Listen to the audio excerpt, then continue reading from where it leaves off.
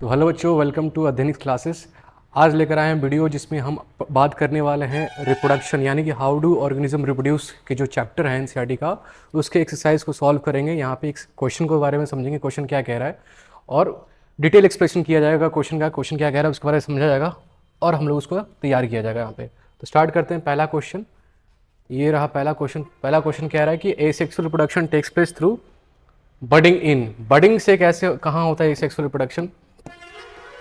तो बडिंग का asexual reproduction कहाँ देखने को मिलेगा? तो ईस्ट के अंदर में हमें बडिंग के थ्रू रिप्रोडक्शन देखने को मिलता है। ठीक है, अमीबा के अंदर बात करेंगे तो अमीबा के अंदर बाइनरी फ्यूजन होता है।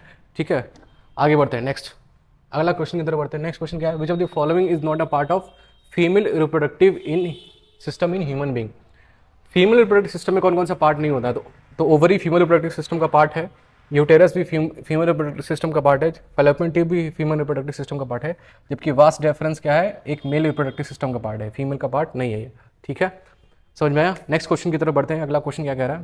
देखो, नेक्स्ट क्वेश्चन क्या कह रहा है कि द एंथर कंटेन्स, एंथर के अंदर क्या प्रेजेंट होता है? तो एंथर क्या है? फीमेल मेल सेक्स फ्लावर का रिप्रोडक्ट, मतलब फ्लावर का क्या है? मेल रिप्रोडक्टिव पार्ट है, जिसको हम क्या बोल रहे हैं? एंथर। और एंथर के अंदर क्या प्रेजेंट होता है? तो एंथर के अंदर पॉलन ग्रेन प्रेजेंट होता है। ठीक है, जबकि सेपल्स, ओव्यूल्स और पिस्टल क्या है? फीमेल फ्लावर के पार्ट्स होते हैं। ठीक है, अगला बढ़ते हैं। Next question.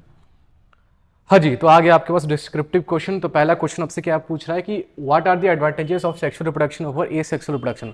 सेक्सुअल रिप्रोडक्शन के क्या एडवांटेजेस हैं ओवर एसेक्सुअल रिप्रोडक्शन, यानी कि आपको सेक्सुअल रिप्रोडक्शन के बारे में बताना है। ठीक है, तो पहला देखो भाई, यहाँ पे मैंने लिखा following are the advantages of sexual reproduction, आपको ऐसे लिखना है और इसके बारे में बताना है। देखो, पहला पॉइंट लिखा है कि the offsprings has the characters of both the parents, क्योंकि सेक्सुअल रिप्रोडक्शन में क्या होते हैं? दो पेरेंट इन्वॉल्व होते हैं, यानी कि मेल और फीमेल, दो अलग अलग पेरेंट इन्वॉल्व होने के कारण दो अलग अलग तरह का जीन आता है, दो अलग अलग तरह के गैमेट्स आपस में आके क्या करते हैं? फ्यूज करते हैं, है ना।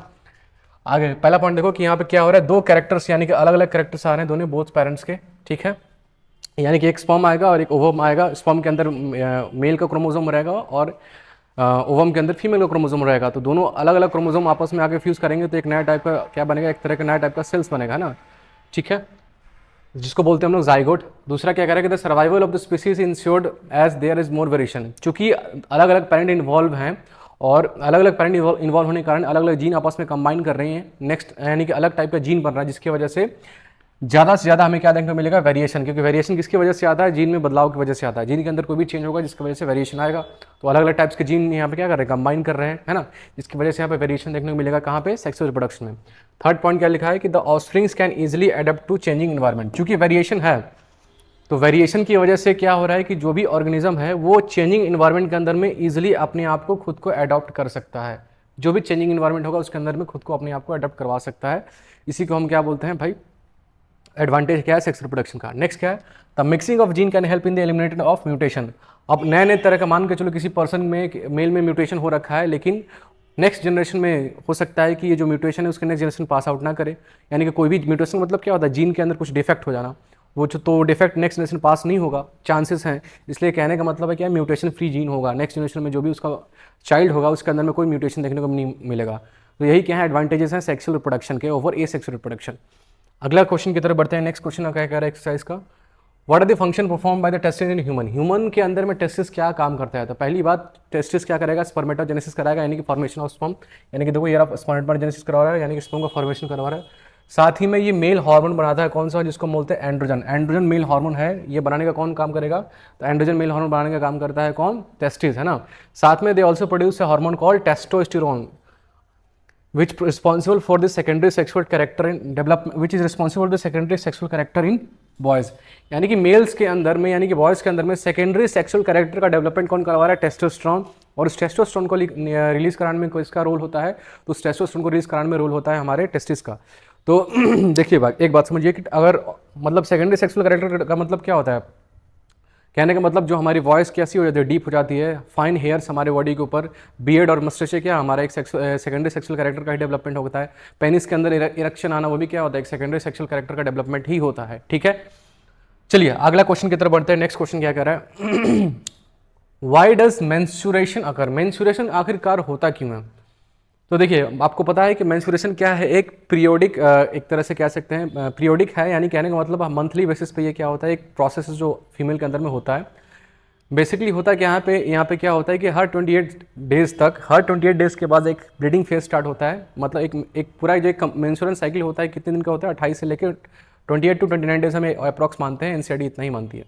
तो क्या होता है कि हर महीने मंथली बेसिस पे क्योंकि 2 ओवरी होती है फीमेल के पास, तो अल्टरनेट बेसिस पे एक ओवरी से एक ही ओवम या फिर एक बाहर रिलीज होता है।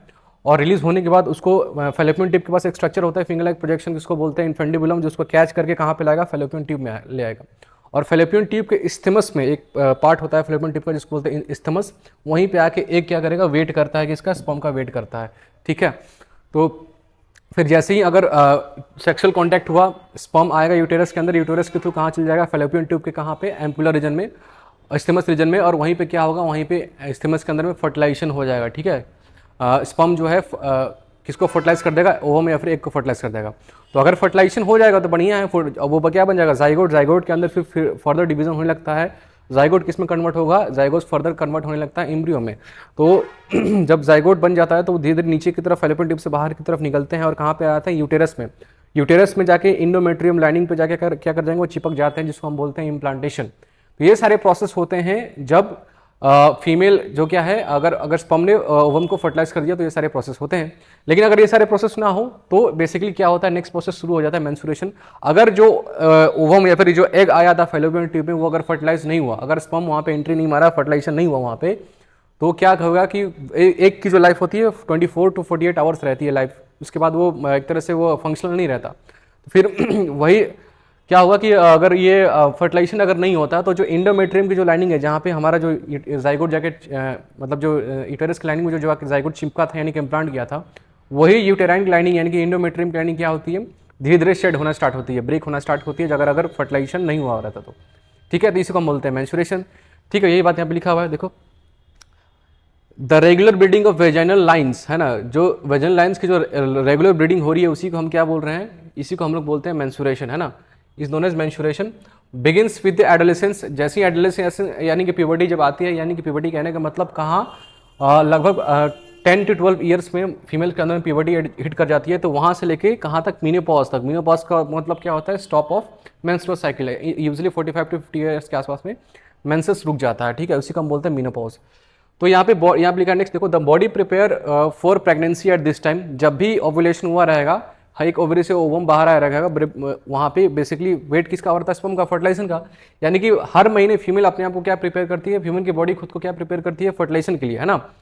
The body prepares for pregnancy at this time, each month at same time that uterus become ready to receive the fertilize egg. हर महीने यूटेरस के अंदर में एक फर्टिलाइज एग एंट्री करता है, कहाँ से, फैलोपियन ट्यूब से, है ना। हर एक महीने ओवरी से एक बाहर निकलेगा।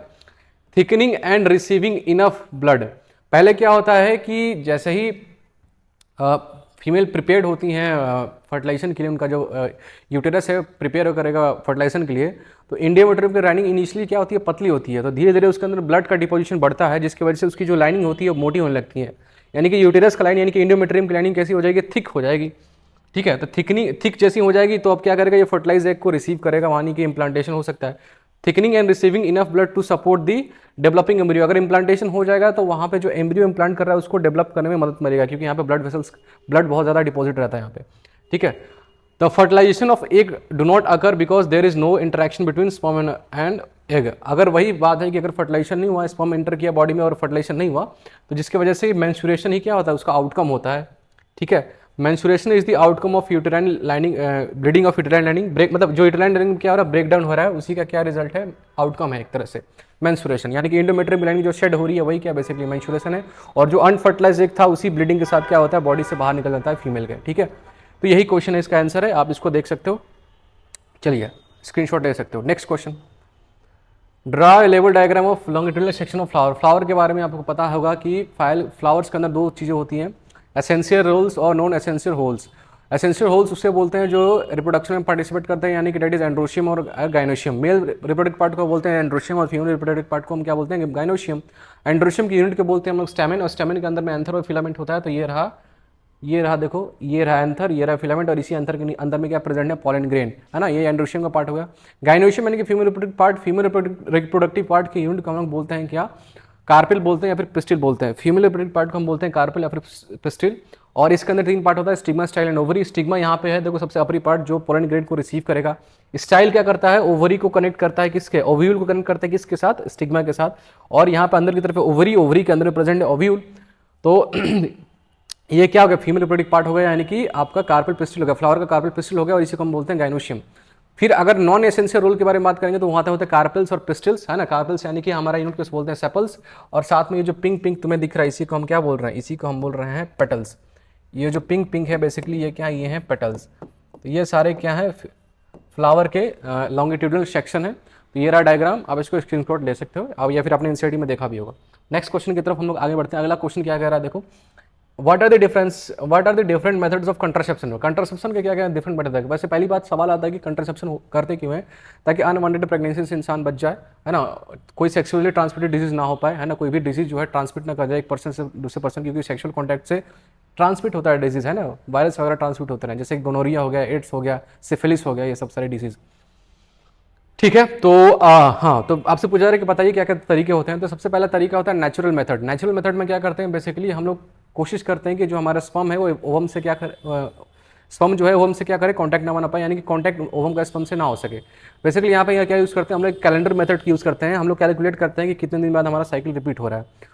तो जितने दिन बाद साइकिल रिपीट होता है उसमें से हम लोग 14 दिन घटा देते हैं, तो हमारा ओव्यूलेशन फेज आता है। तो हमें क्या करना है, बेसिकली उसी ओव्यूलेशन के टाइम, ओव्यूलेशन डे के दौरान हमको सेक्सुअल इंटरकोर्स से बचना होता है। ठीक है, इसी को हम बोलते हैं नेचुरल मेथड, यानी कि बिना किसी भी कॉन्ट्रासेप्टिव डिवाइस के यूज़ किए हुए हम लोग प्रेगनेंसी से यहाँ बच सकते हैं, जिसको हम लोग नॉर्मली कैलेंडर मेथड भी बोलते हैं, या फिर हम लोग उसको नेचुरल मेथड भी बोलते हैं। ठीक है, तो यहाँ पे लिखा गया the goal of this method procedure to prevent this sperm and ovum coming contact. Sperm और ओवम को कॉन्टैक्ट मारने से हमको रोकना होता है, और अवॉइड करना होता है मीटिंग ड्यूरिंग ओव्यूलेशन। जब ओव्यूलेशन पीरियड चल रहा है उसी दौरान हमें मीटिंग को क्या करना होता है, अवॉइड करना होता है। अगला है मेथड है बैरियर मेथड। इस मेथड को हम लोग क्या करते हैं, बेसिकली वही बैरियर मेथड क्या है, बैरियर हो जाएगा, काम वही करना है, स्पर्म को ओवम से मीट करने से रोकना है, कॉन्टैक्ट मारने से रोकना है कि कॉन्टैक्ट ना हो पाए। यानी कि बेसिकली मेल और फीमेल कॉन्डम्स जैसे हो गया, ठीक है, सर्वाइकल कैप्स हो गया, है ना, डायफ्राम हो गया, फीमेल डायफ्राम वगैरह, ये सब भी बैरियर मेथड्स में आते हैं।